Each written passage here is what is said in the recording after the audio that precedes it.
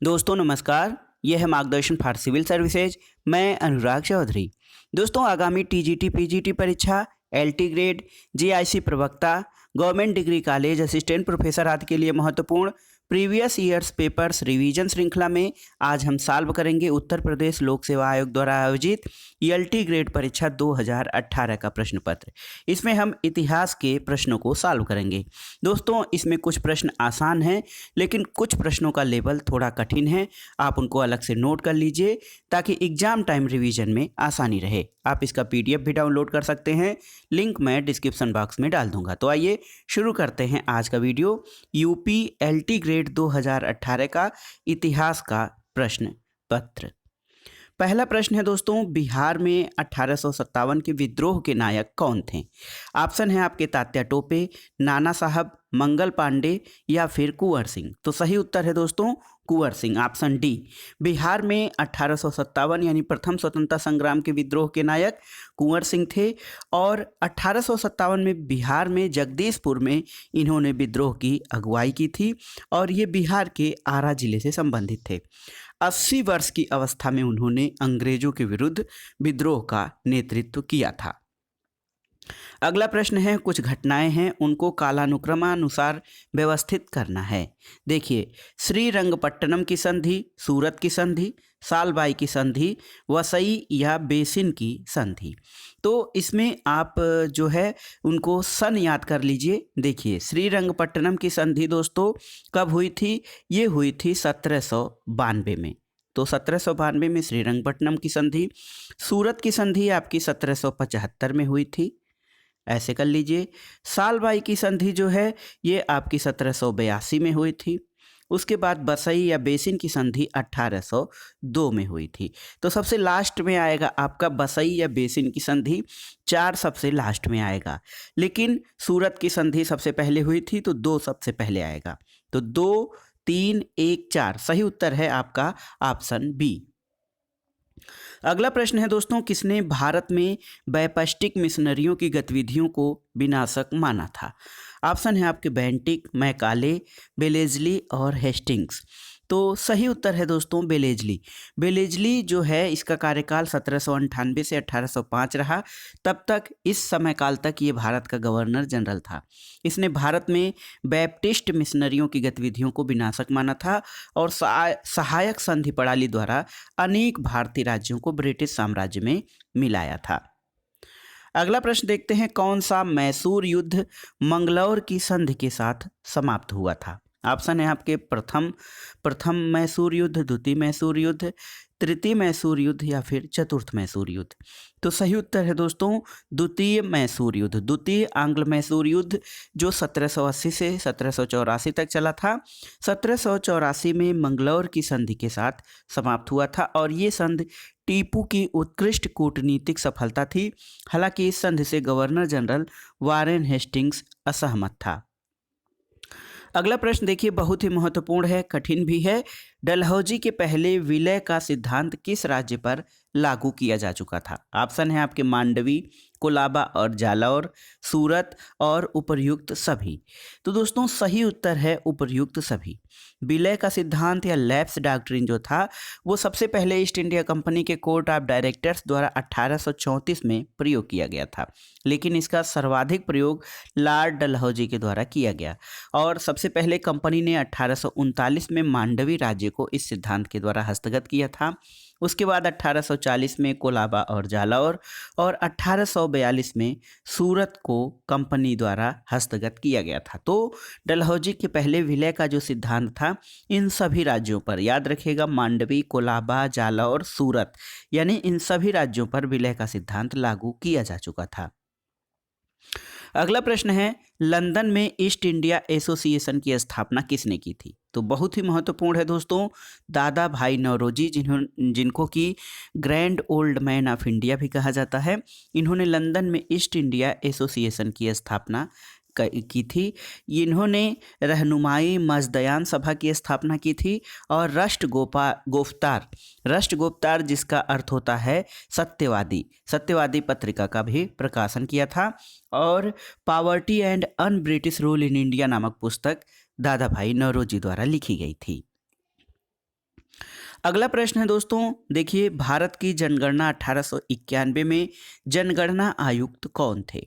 तो ये जो जनगणना है यहीं से 10 की जनगणना शुरू हुई थी और इस जनगणना के 1891 में जो जनगणना थी उसके जनगणना आयुक्त बेंस थे। इनका नाम G.A. बेंस था। तो सही उत्तर है ऑप्शन बी। भारत की जनगणना 1891 में जनगणना आयुक्त J.A. बेंस थे। अगला प्रश्न है, देखिए सूची 1 का सूची 2 से सुमेलन कराना है। देखिए 1854 ईस्वी शिक्षा पर सर चार्ल्स वुड का डिस्पैच, 1882 सैडलर विश्वविद्यालय, 1904 हंटर शिक्षा आयोग और 1917 भारतीय विश्वविद्यालय अधिनियम। लेकिन जब आप सही ढंग से सुमेलन कराएंगे तो इसमें चार्ल्स वुड का डिस्पैच जो है दोस्तों ये 1854 ईस्वी का है। इसके बाद 1882 में हंटर आयोग था जो शिक्षा से संबंधित था। 1904 ईस्वी में भारतीय विश्वविद्यालय अधिनियम पारित किया गया था और 1917 में सैडलर विश्वविद्यालय आयोग बना था। तो सही उत्तर आपका हो जाएगा ऑप्शन ए। ये आपका सही उत्तर हो जाएगा। भारत में जो शिक्षा का विकास है उस चैप्टर से आप इस प्रश्न को हल कर सकते हैं। अगला प्रश्न है दोस्तों, दक्षिणेश्वर संबंधित है महर्षि दयानंद से, रविन्द्रनाथ टैगोर से, रामकृष्ण परमहंस से या फिर अरविंदो से? तो सही उत्तर है दक्षिणेश्वर रामकृष्ण परमहंस से संबंधित है। दोस्तों स्वामी रामकृष्ण परमहंस कलकत्ता में दक्षिणेश्वर काली मंदिर के पुजारी थे। इनके बचपन का नाम गदाधर भट्टाचार्य था और इनके प्रमुख शिष्य स्वामी विवेकानंद थे और स्वामी रामकृष्ण सभी धर्मों की एकता पर बल देते थे। अगला प्रश्न है, इनमें से कौन देवबंद स्कूल से नहीं जुड़े हुए थे? ऑप्शन देख लीजिए, शाह अब्दुल अजीज, मोहम्मद कासिम बनोतवी, रशीद अहमद गंगोही और महमूद उल हसन। तो सही उत्तर है शाह अब्दुल अजीज। दोस्तों देवबंद स्कूल की स्थापना मोहम्मद काजिम नतौनवी और रशीद अहमद गंगोही द्वारा की गई थी और इस स्कूल की शुरुआत 1866-67 में देवबंद सहारनपुर में की गई थी और देवबंद स्कूल प्रारंभ करने का जो श्रेय था वो मुस्लिम संप्रदाय के लिए धार्मिक नेताओं को तैयार करना था। इससे शाह अब्दुल अजीज नहीं जुड़े हुए थे। अगला प्रश्न है कि भारतीय राष्ट्रीय कांग्रेस के उदारवादी युग में भारतीय ग्लैडस्टन की संज्ञा किसे दी गई थी? ऑप्शन देख लीजिए। आपको ऑप्शन जो हैं ये है गोपाल कृष्ण गोखले, दादा भाई नौरोजी, मोतीलाल नेहरू, फिरोज शाह मेहता।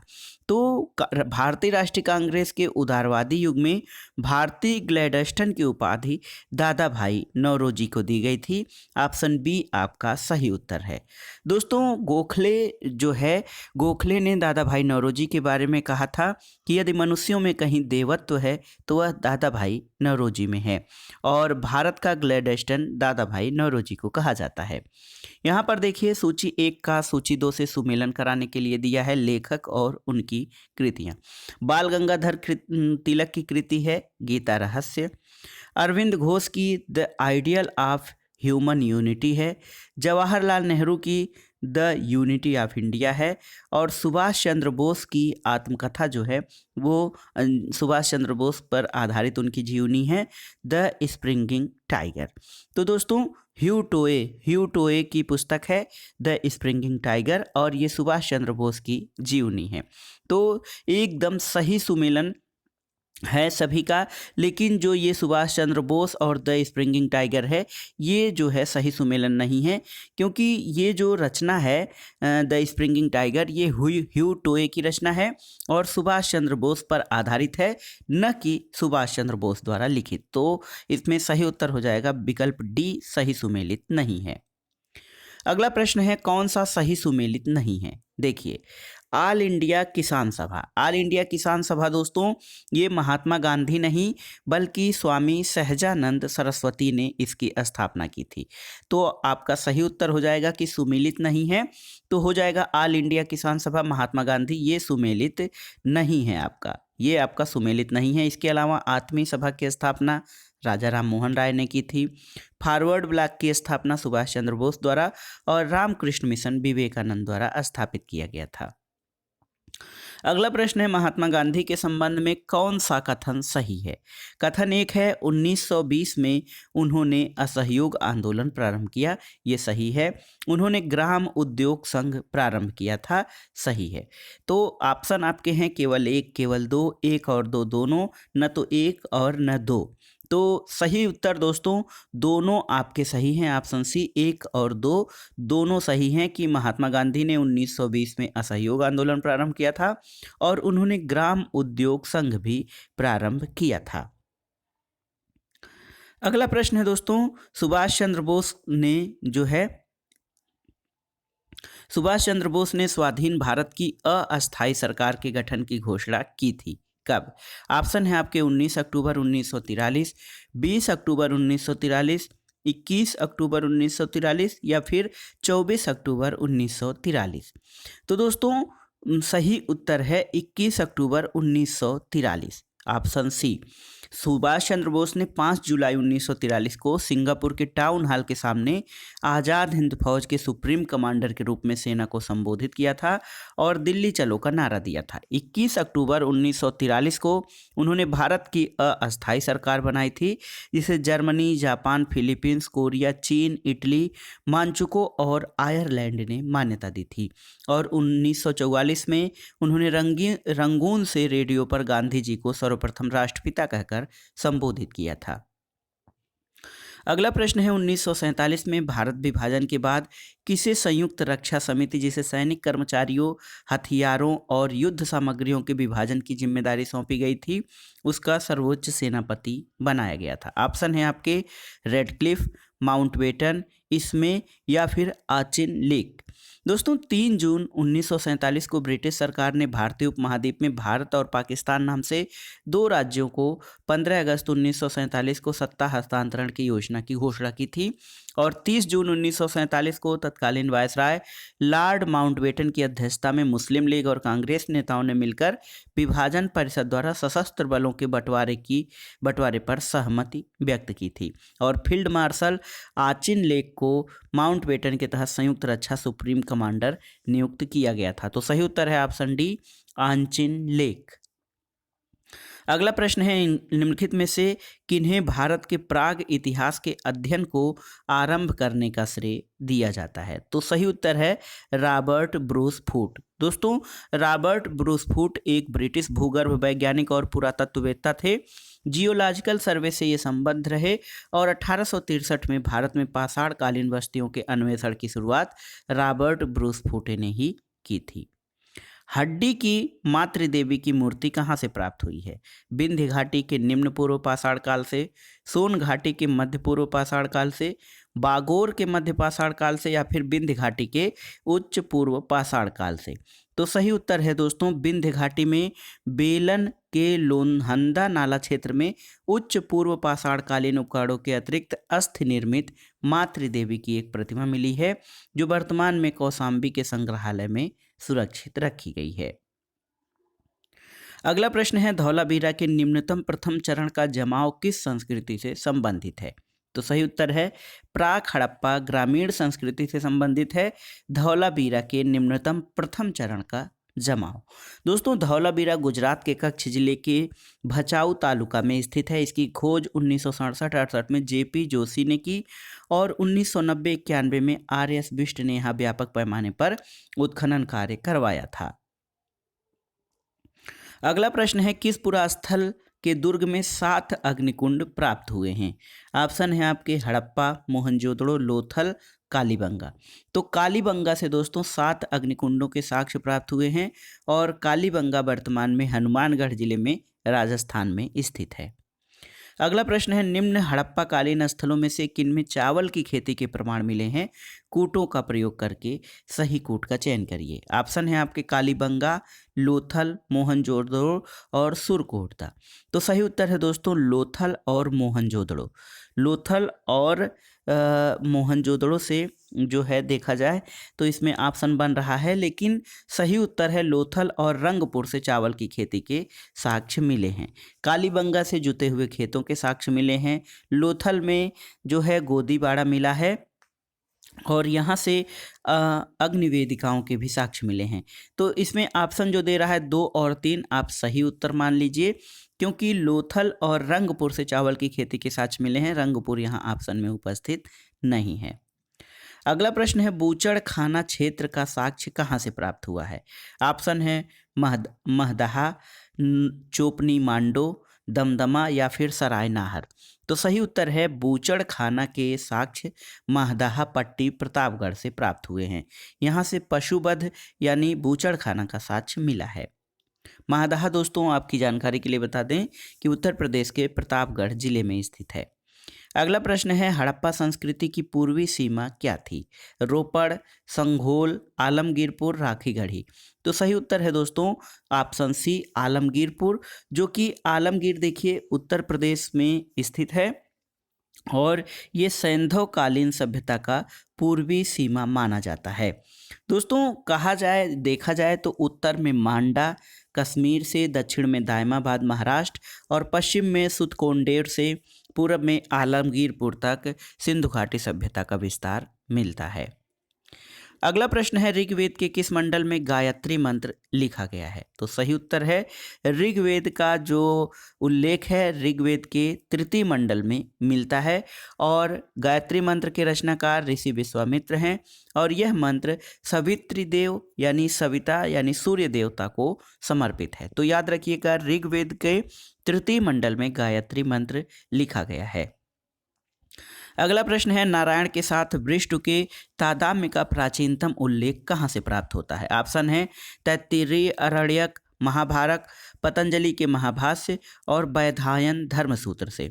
तो सही उत्तर है दोस्तों नारायण के साथ विष्णु के तादात्म्य का उल्लेख सर्वप्रथम महाभारत के शांति पर्व में मिलता है। यहाँ उन्हें सर्वव्यापी और सभी को उत्पन्न करने वाला बताया गया है। यद्यपि नारायण शब्द का प्रथम उल्लेख ब्राह्मण ग्रंथों में मिलता है। विष्णु का तादात्म्य नारायण से स्थापित हो जाने पर पंचरात्र धर्म या भागवत धर्म अस्तित्व में आया था। अगला प्रश्न है इनमें से कौन वैदिक सूर्य देवता नहीं है। ऑप्शन है आपके सावित्री, विष्णु उरुक्रम, विश्वकर्मा और फिर सविता। तो सही उत्तर है दोस्तों विष्णु उरुक्रम जो है विष्णु का नाम है न कि सूर्य का, और अन्य सभी विकल्प सूर्य से संबंधित हैं। तो वैदिक सूर्य देवता विष्णु उरुक्रम नहीं थे, जबकि सावित्री, विश्वकर्मा और सविता वैदिक सूर्य देवता थे। अगला प्रश्न है कनिष्क बौद्ध धर्म के किस संप्रदाय का अनुयायी था। तो सही उत्तर है कनिष्क बौद्ध धर्म के महायान संप्रदाय का अनुयायी था। कनिष्क कुषाण वंश का महत्वपूर्ण शासक था। उसने बौद्ध धर्म की महायान शाखा को राज्याश्रय प्रदान किया था और उसका मध्य एशिया और चीन में प्रचार प्रसार करवाया था। और उसके शासनकाल में यानी कनिष्क के शासनकाल में कश्मीर के कुंडल वन में बौद्ध धर्म की चतुर्थ संगीति का आयोजन किया गया था। इस चौथे बौद्ध संगीत की अध्यक्षता वसुमित्र ने की थी और अश्वघोष उसके उपाध्यक्ष थे। अगला प्रश्न जैन समिति से संबंधित है। प्रथम जैन समिति किसने आहूत की थी। ऑप्शन है आपके भद्रबाहु, गर्दभिल्ल, स्थूलभद्र, देवर्धिगण। तो सही उत्तर है दोस्तों प्रथम जैन संगीत का आयोजन स्थूलभद्र ने करवाया था और इसका आयोजन 300 ईसा पूर्व में हुआ था और ये सभा जो थी चंद्रगुप्त मौर्य के शासनकाल में हुई थी। स्थूलभद्र की अध्यक्षता में पाटलिपुत्र में आयोजित हुई थी। इसमें जैन धर्म के 12 अंगों का संपादन हुआ था और जैन धर्म 2 भागों दिगंबर और श्वेतांबर में बंट गया था। अगला प्रश्न है दोस्तों भगवान बुद्ध ने अपना पहला उपदेश कहाँ दिया था।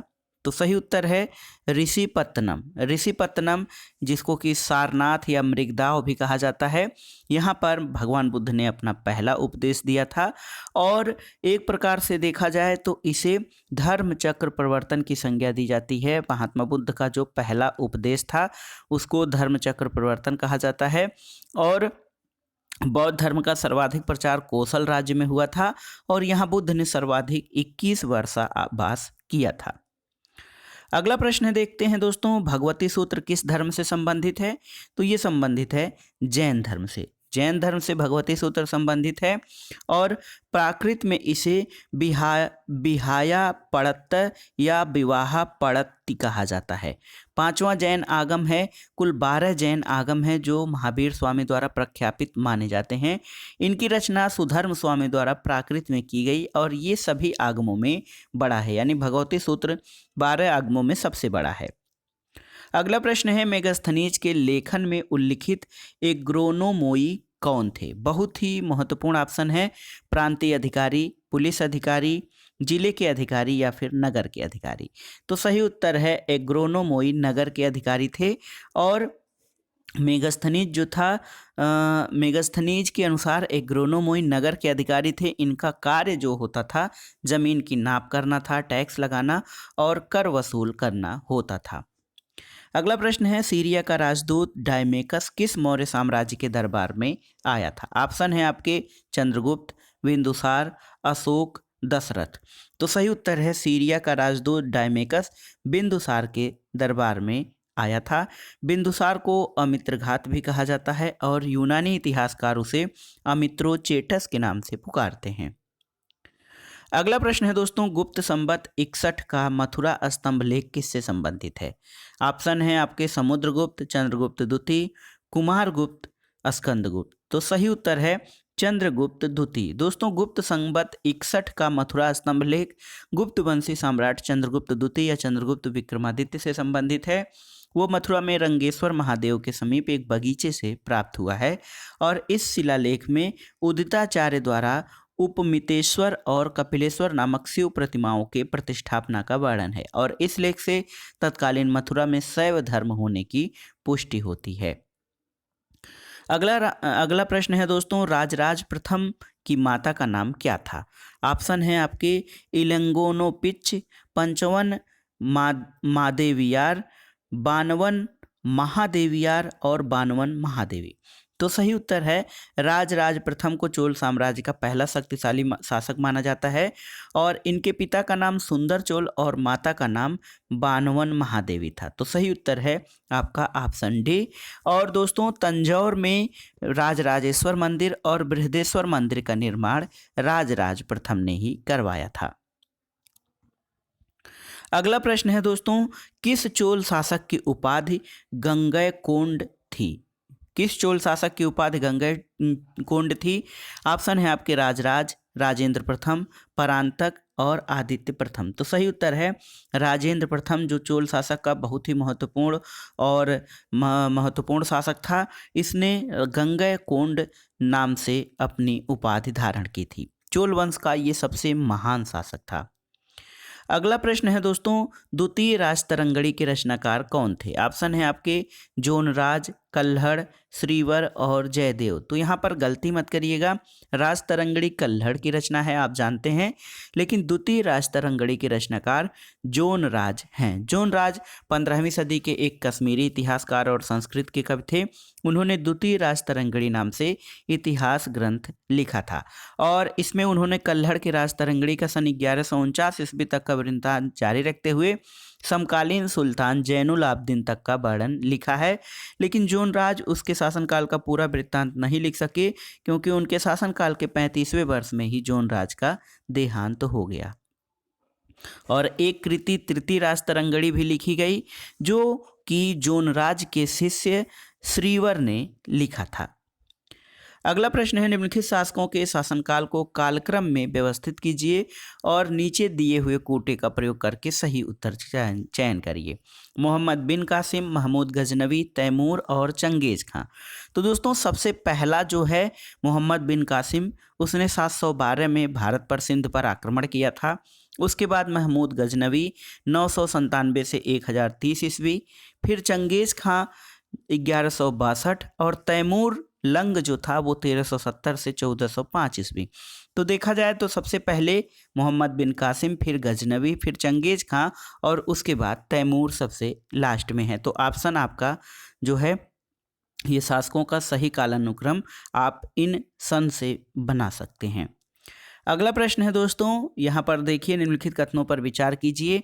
पृथ्वीराज चौहान ख्वाजा मोइनुद्दीन चिश्ती के समकालीन थे, ये सही है। देखिए, पृथ्वीराज चौहान ख्वाजा मोइनुद्दीन चिश्ती के समकालीन थे और गियासुद्दीन तुगलक निजामुद्दीन औलिया के समकालीन थे। सही उत्तर है ऑप्शन 1 और 2, दोनों सही है। पृथ्वीराज चौहान, इनका शासनकाल 1166 से 1192 ईस्वी है। ये चौहान वंश के एक प्रतापी शासक थे। और ख्वाजा मोइनुद्दीन चिश्ती 1141 से 1236 ईस्वी इनके समकालीन थे और ये चिश्ती सिलसिला के संस्थापक थे। गयासुद्दीन तुगलक, जिसका शासनकाल 1320 से 1325 ईस्वी था, और निजामुद्दीन औलिया 1238 से 1325 ईस्वी थे, इनके समकालीन थे। और निजामुद्दीन औलिया को महबूब ए इलाही भी कहा जाता था। अगला प्रश्न है दोस्तों, कुव्वतुल इस्लाम मस्जिद का निर्माण किसने करवाया था? तो सही उत्तर है कुतुबुद्दीन ऐबक। कुतुबुद्दीन ऐबक ने कुतुब मीनार के पास कुव्वतुल इस्लाम मस्जिद का निर्माण करवाया था। अगला प्रश्न है, इल्तुतमिश के विषय में कौन सा कथन सही है? देखिए, इल्तुतमिश ने अपने प्रभुत्व की मान्यता खलीफा द्वारा प्राप्त की थी, सही है। और इल्तुतमिश ने बंगाल के सुल्तान गियासुद्दीन को हराकर लखनौती पर अधिकार किया था। तो सही उत्तर है ऑप्शन 1 और 2, दोनों सही हैं। इसका मतलब ऑप्शन सी सही उत्तर है। दिल्ली सल्तनत का वास्तविक संस्थापक इल्तुतमिश को माना जाता है और उसने सुल्तान पद की स्वीकृति गोर के किसी शासक से नहीं बल्कि खलीफा से प्राप्त की थी। और दूसरा कथन ये है कि गयासुद्दीन की उपाधि धारण करके हसामुद्दीन एवाज दिल्ली का सुल्तान हसमुद्दीन एवाज खिलजी सुल्तान जो था, गयासुद्दीन की उपाधि धारण करके बंगाल की गद्दी पर बैठा था। और देखिए, इल्तुतमिश के पुत्र नसीरुद्दीन महमूद ने युद्ध में गयासुद्दीन को हरा करके उसकी राजधानी लखनौती पर अधिकार किया था। तो सही उत्तर है कि दोनों कथन सही हैं। अगला प्रश्न है, अलाउद्दीन खिलजी के आक्रमण के समय देवगिरी का यादव शासक कौन था? सही उत्तर है रामचंद्र अलाउद्दीन खिलजी के आक्रमण के समय देवगिरी का यादव शासक था। अगला प्रश्न है, कौन सा सही सुमेलित नहीं है? यहाँ पर कुछ ऑप्शन है आपके। सुल्तान जलालुद्दीन खिलजी की हत्या 1296 में सही है। खिज्र खान ने दिल्ली का सिंहासन ग्रहण किया 1414 ईस्वी में। सिकंदर लोदी ने एक नए नगर आगरा की स्थापना की 1504 में। और कन्नौज का युद्ध 1503 ईस्वी। दोस्तों 1530 ईस्वी ये सही सुमेलित नहीं है क्योंकि कन्नौज या बिलग्राम का युद्ध जिसे कहा जाता है ये 1540 में शेरशाह सूरी और हुमायूं के मध्य लड़ा गया था। और इस युद्ध में शेरशाह सूरी ने हुमायूं को हराया था और उसके बाद शेरशाह ने आगरा, दिल्ली, संभल, ग्वालियर, लाहौर आदि पर अपना अधिकार करके हुमायूं को भारत के बाहर खदेड़ दिया था और उत्तर भारत में अफगान शासक की स्थापना की थी। तो कन्नौज युद्ध 1540 में हुआ था, न कि 30 में। अगला प्रश्न है, निम्नलिखित घटनाओं को कालानुक्रम अनुसार व्यवस्थित कीजिए और सही कूट का चयन करके सही ढंग से व्यवस्थित कीजिए। देखिए, तैमूर का आक्रमण, सांकेतिक मुद्रा का प्रचलन, बाजार नियंत्रण नीति और मलिक छज्जू का विद्रोह। तो मलिक छज्जू का विद्रोह जो था 1290 का है। बाजार नियंत्रण नीति 1296 से 1316 ईस्वी अलाउद्दीन खिलजी की है। सांकेतिक मुद्रा 1329-30 में ये तुगलक, मोहम्मद बिन तुगलक का है। और तैमूर का आक्रमण 1398 ईस्वी में हुआ था। अगला प्रश्न है दोस्तों, शेख सलीम चिश्ती की दरगाह कहाँ पर स्थित है? तो फतेहपुर सीकरी। दोस्तों शेख सलीम चिश्ती की दरगाह आगरा में फतेहपुर सीकरी में जामी मस्जिद के भीतर स्थित है। और 1573 में अकबर ने गुजरात विजय के साथ इस क्षेत्र को विजित करके इसका नाम फतेहपुर सीकरी रखा था। अगला प्रश्न है दोस्तों, ये है कुछ महत्वपूर्ण स्मारक हैं, उनके निर्माण की तिथि के क्रम में व्यवस्थित करना है। आगरा का किला, दिल्ली का लाल किला, कुतुब मीनार और ताजमहल। तो दोस्तों कुतुब मीनार आप जानते हैं सबसे पहले इसका निर्माण हुआ था और कुतुबुद्दीन ऐबक ने इसका निर्माण प्रारंभ करवाया था। बाद में इल्तुतमिश ने इसको पूरा करवाया था। कुतुब मीनार 1193। तो कुतुब मीनार जो है वो पहले नंबर पे आ जाएगा। उसके बाद पहले नंबर पे आ जाएगा। उसके बाद आगरा का किला 1565 में हुआ था। आगरे का किला जो है वो 1565 में। तो कुतुब मीनार 3 फिर 1, ये हो जाएगा। दिल्ली का लाल किला 1638 से 1648 में हुआ था, 2 आ जाएगा। उसके बाद ताजमहल आएगा। ताजमहल का निर्माण शाहजहां ने 1632 से 1653 ईस्वी के बीच करवाया था। तो 3, 1, 2, 4 आपका सही उत्तर हो जाएगा। 3, 1, 2, 4 ऑप्शन बी आपका सही है। अगला प्रश्न है, किशोरी शब्द किसकी प्रशासनिक व्यवस्था में राजस्व अधिकारी के लिए प्रयोग किया जाता था? ऑप्शन है अलाउद्दीन खिलजी, मोहम्मद बिन तुगलक, शेरशाह या फिर अकबर। तो दोस्तों अकबर के शासनकाल में किरोरी शब्द जो है ये अकबर के शासनकाल में प्रशासकीय व्यवस्था में राजस्व अधिकारी के लिए जो है प्रयोग किया जाता था। और अकबर ने 1580 में दहसाला प्रबंध को आरंभ किया और उससे लगान व्यवस्था को अस्थायी स्वरूप मिला था। अकबर ने आगरा अपनी दहसाला व्यवस्था को लागू करने के लिए एक जिलाधिकारी करोरी की नियुक्ति की थी। अगला प्रश्न है दोस्तों, विजयनगर साम्राज्य के शासक कृष्णदेव राय ने संरक्षण किसको दिया था? ऑप्शन है आपके वल्लभाचार्य, माधवाचार्य, रामानुजाचार्य या निम्बार्काचार्य। तो सही उत्तर है दोस्तों वल्लभाचार्य जो थे वाराणसी से संबंधित हैं। इनके माता पिता तेलंगाना से काशी की यात्रा पर आ रहे थे, तभी यात्रा मार्ग में इनका जन्म हुआ था। विजयनगर के राजा कृष्णदेव राय के दरबार में इन्होंने शास्त्रार्थ और शैव पंडितों को परास्त किया था। विजयनगर सम्राट ने इन्हें जगत गुरु महाप्रभु श्रीमद्धाचार्य की उपाधि से विभूषित किया था। सही उत्तर है विजयनगर साम्राज्य के शासक कृष्णदेव राय ने वल्लभाचार्य को संरक्षण दिया था। अगला प्रश्न है, निम्नलिखित में से कौन सा सही सुमेलित नहीं है? ऑप्शन है आपके देवराय द्वितीय अब्दुल रज्जाक सही है, मोहम्मद बिन तुगलक इब्न बतूता, महमूद गजनवी अलबरूनी और बलवन मार्को पोलो। तो दोस्तों बलवन और मार्को पोलो सही संबंधित नहीं है। मार्को पोलो 1292 से 95 ईस्वी में भारत आया था और इस समय भारत में जलालुद्दीन खिलजी का शासन था, इसलिए बलवन से मार्को पोलो संबंधित नहीं है। ये ऑप्शन डी आपका सही सुमेलित नहीं है, जबकि अन्य 3 ऑप्शन सही सुमेलित हैं। श्री संप्रदाय किस धर्म से संबंधित है? ऑप्शन है आपके शैव धर्म, वैष्णव धर्म, बौद्ध धर्म, जैन धर्म। तो सही उत्तर है श्री संप्रदाय वैष्णव धर्म से संबंधित है। और वैष्णव संत रामानुजाचार्य ने अपनी उपासना में लक्ष्मी और विष्णु की उपासना पर अधिक बल दिया और इनका मत लक्ष्मी द्वारा दिए गए उपदेश पर आधारित था, इसलिए इस संप्रदाय को श्री संप्रदाय कहा जाता है। ये वैष्णव धर्म से संबंधित था। अगला प्रश्न देखते हैं, अकबर के शासनकाल में प्रचलित एक दाम जो था वो दशमलव मुद्रा में कितने पैसे के बराबर होता था? सही उत्तर है दोस्तों 2 सही 1/2। अकबर ने तांबे का एक सिक्का चलाया था, इसको दाम कहा जाता था। 1 रुपये में 40 दाम होते थे, इसलिए दाम जो है दशमलव मुद्रा में 1/40 रुपया या 2 सही 1/2 पैसे के बराबर होता था। दाम और रुपए के मध्य में आना नामक एक सिक्का शाहजहां ने चलवाया था।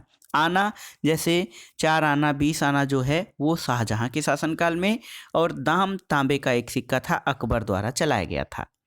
अगला प्रश्न है, मुगल साम्राज्य में मीर ए तुजुक किसका तात्पर्य था? मीर ए तुजुक कौन होता था अकबर मुगल साम्राज्य में? ऑप्शन है आपके मुख्य सचिव, मुख्य वित्त अधिकारी, मुख्य न्यायाधीश, पुलिस अधिकारी। तो दोस्तों इसमें से जो ऑप्शन है उसमें से देखा जाए तो कोई भी सही नहीं है, क्योंकि मीर ए तुजुक मुगल काल में धर्मानुष्ठान का एक अधिकारी होता था और मीर ए तुजुक का कार्य धार्मिक उत्सव आदि का प्रबंध करना होता था। तो इसमें से कोई ऑप्शन नहीं सही है। आप याद रखिएगा मीर ए तुजुक ये एक धर्माधिकारी होता था, मीर ए तुजुक। अगला प्रश्न देखते हैं, निम्न घटनाओं को कालानुक्रमानुसार व्यवस्थित कीजिए। खुर्रम का युद्ध, चौसा का युद्ध, धर्मत का युद्ध और खुसरो का युद्ध। तो दोस्तों चौसा का युद्ध 1539 में हुआ था, खुसरो का विद्रोह 1606 में हुआ था, खुर्रम का विद्रोह 1623 से 26 में और धर्मत का युद्ध 1658 ईस्वी में हुआ था। तो सही उत्तर आपका हो जाएगा ऑप्शन डी आपका सही विकल्प हो जाएगा। अगला प्रश्न है, अकबर के शासनकाल में उपज का कितना प्रतिशत भू राजस्व के रूप में किसानों से लिया जाता था? तो दोस्तों अकबर के समय में उपज का 1/3 भाग जो होता था वो लगान के रूप में लिया जाता था। तो 1/3 भाग 33 सही 1/3% हो जाएगा। तो सही उत्तर है अकबर के समय में भू उपज का 1/3 भाग यानी 33% जो है लगान के रूप में किसानों से लिया जाता था। अगला प्रश्न है पैबाकी।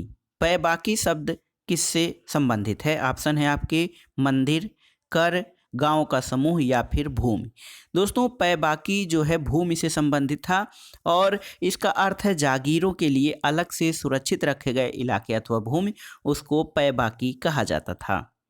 अगला प्रश्न, किस कृति को उसके फारसी अनुवादकों द्वारा रज्मनामा शीर्षक दिया गया था? तो आप जानते हैं महाभारत को फारसी में रज्मनामा कहा जाता है। अगला प्रश्न है दोस्तों, भारत में पुर्तगालियों द्वारा प्राप्त किए गए स्थानों को उनके वर्षों से सुमेलित और नीचे दिए गए कोड का प्रयोग करके सही उत्तर चयन करिए। तो देखिए यहाँ पर आपको सही उत्तर हो जाएगा कि सही कोट कालीकट जो है वो 1500 ईस्वी में, कन्नानौर 1502 में, धाबोल 1522 में और पेन्नानी जो है 1525 ईस्वी में इस पर अधिकार किया गया था। अगला प्रश्न है दोस्तों, निम्न में से किस शब्द को 1661 में पुर्तगाल द्वारा दहेज स्वरूप अंग्रेजों को दिया गया था? किस द्वीप को 1661 में पुर्तगाल द्वारा दहेज स्वरूप अंग्रेजों को दिया गया था? तो सही उत्तर है बम्बई।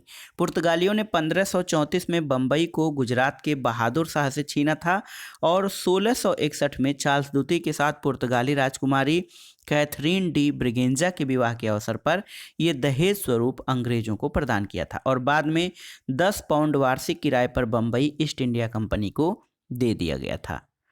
अगला प्रश्न है दोस्तों, कौन सा सही सुमेलित नहीं है? देखिए, ब्लैक होल की घटना ये 20 जून 1756 को हुई थी, ये नवाब सिराजुद्दौला के समय में। प्लासी का युद्ध 23 जून 1757 को हुआ था, सही है। बक्सर का युद्ध 22 अक्टूबर 1764 को, ये भी सही है। और देवगांव की संधि इसमें दे रहे हैं 17 दिसंबर 1818, ये सही सुमेलित नहीं है। देवगांव की संधि 17 दिसंबर 1803 को हुई थी। अगला प्रश्न है दोस्तों, हिंदू विधवा पुनर्विवाह अधिनियम कब पारित हुआ था? ऑप्शन है आपके 24 जुलाई 1856, 25 जुलाई 1856, 26 जुलाई 1856 या 28 जुलाई 1856। तो डेट आपको याद रखना है इसमें, क्योंकि 1856 आप जानते हैं हिंदू विधवा पुनर्विवाह अधिनियम, लेकिन ये समय था, डेट था 25 जुलाई 1856 को। इस अधिनियम में क्या हुआ था कि हिंदू विधवाओं को पुनर्विवाह के लिए कानूनी मान्यता मिली थी और इस अधिनियम को लॉर्ड डलहौजी के द्वारा ड्राफ्ट किया गया था। हिंदू विधवा पुनर्विवाह अधिनियम 25 जुलाई 1856 को पारित हुआ था। अगला प्रश्न और इस वीडियो का आखिरी प्रश्न, 1857 के विद्रोह के समय मुगल शासक कौन था? तो सही उत्तर है बहादुर शाह जफर। बहादुर शाह द्वितीय या बहादुर शाह जफर दोस्तों, ये 1857 के विद्रोह के समय भारत का बादशाह था। लॉर्ड कैनिंग के गवर्नर जनरल के शासनकाल में 1857 की क्रांति हुई थी। उस समय मुगल बादशाह बहादुर शाह द्वितीय या बहादुर शाह जफर था।